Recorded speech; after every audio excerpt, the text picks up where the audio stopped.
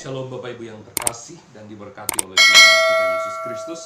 Pada kesempatan yang baik ini kita akan mendengarkan firman Tuhan yang terambil di dalam kitab Daniel pasal yang ketiga, ayat yang pertama sampai 30.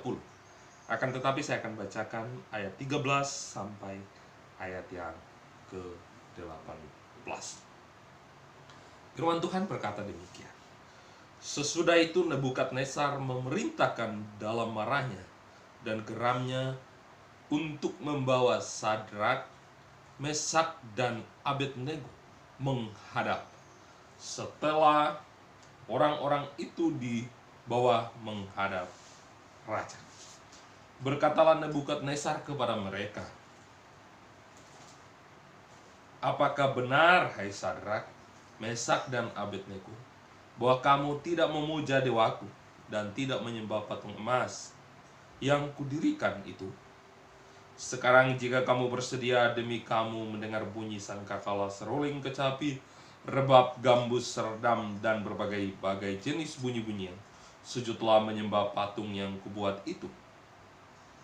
Tetapi jika kamu tidak menyembah, kamu akan dicampakkan seketika itu juga ke dalam perapian yang menyala-nyala. Dan dewa manakah yang dapat melepaskan kamu dari dalam tanganku?" Lalu Sadrak, Mesak, dan Abednego menjawab, "Raja Nebukadnezar, tidak ada gunanya kami memberi jawab kepada tuanku dalam hal ini. Jika Allah kami yang kami puja sanggup melepaskan kami, maka ia akan melepaskan kami dari perapian yang menyala-nyala itu dan dari dalam tanganmu, ya Raja.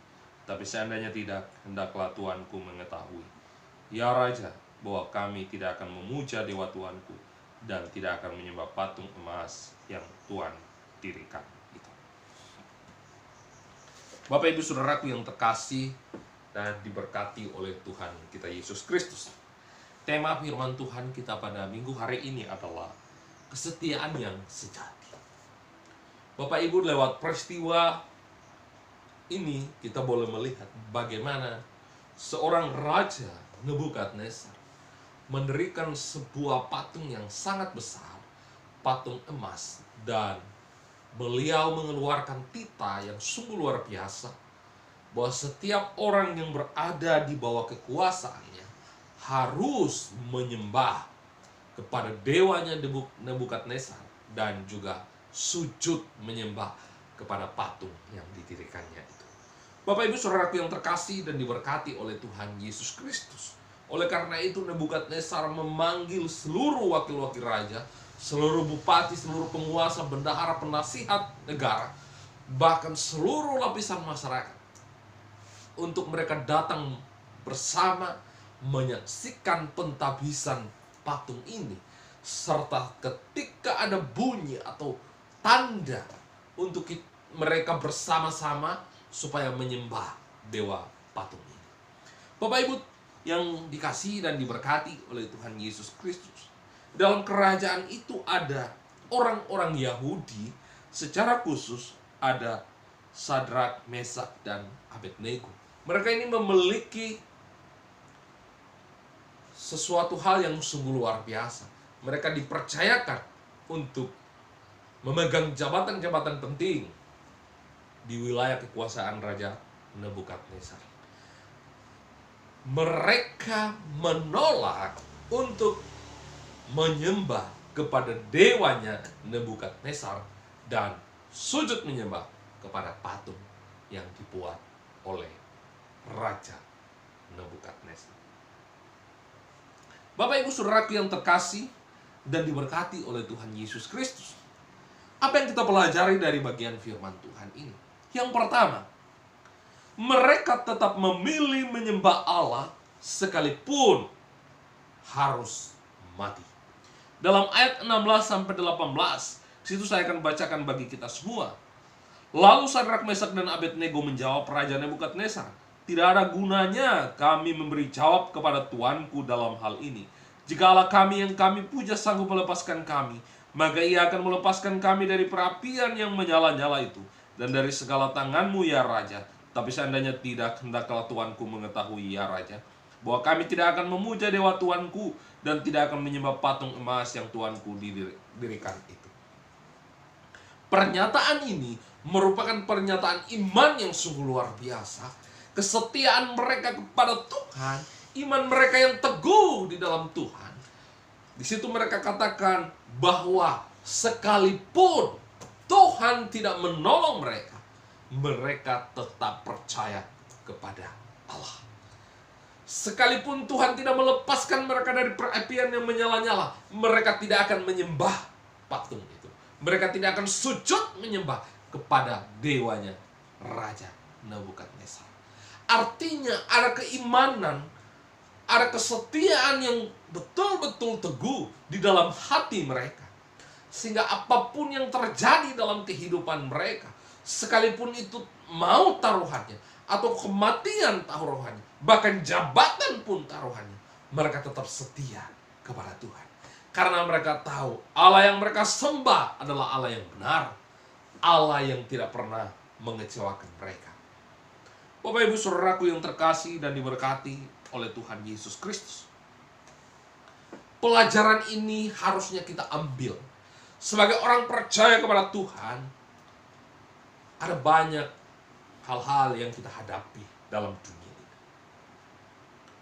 yang membuat kita harus memilih meninggalkan Tuhan demi kenyamanan hidup kita, atau tetap setia kepada Tuhan sekalipun kehidupan kita diwarnai dengan yang namanya penderitaan, tekanan, bahkan aniaya. Bapak Ibu Saudaraku yang terkasih dan diberkati oleh Tuhan Yesus Kristus, lewat bagian firman Tuhan ini kita diingatkan untuk tetap setia kepadanya sekalipun kenyamanan hidup menjadi taruhannya, sekalipun nyawa kita menjadi taruhannya, karena kita tahu bahwa Tuhan kita, Allah di dalam Yesus Kristus, tidak pernah mengecewakan kita.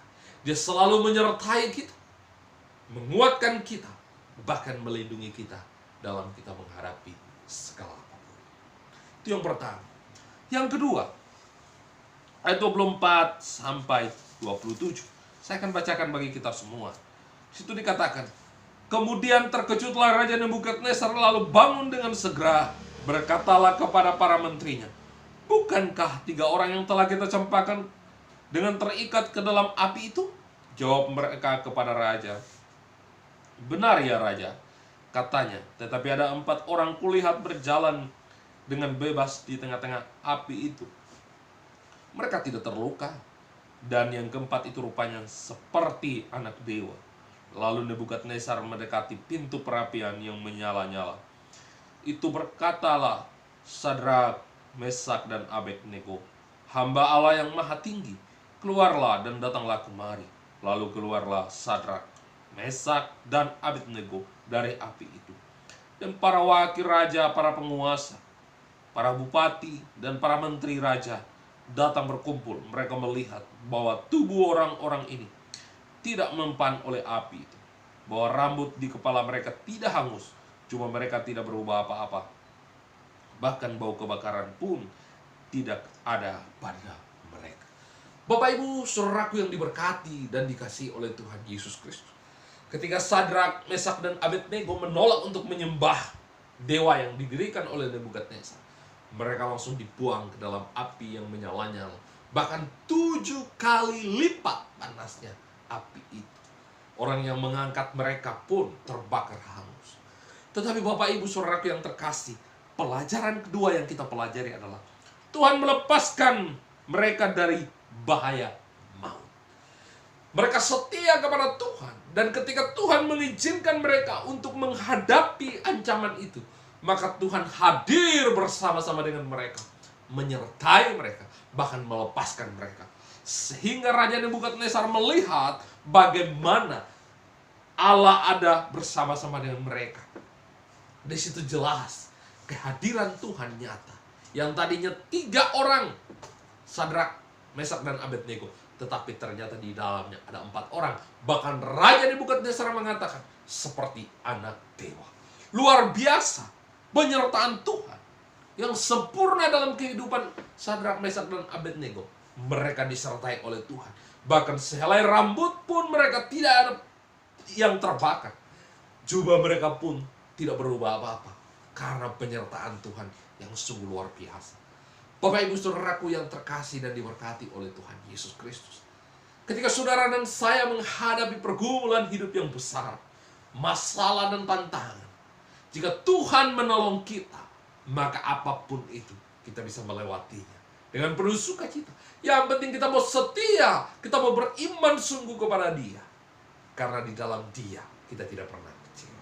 Oleh karena itu jangan takut, taruhlah hidupmu kepadanya, berimanlah sungguh kepadanya.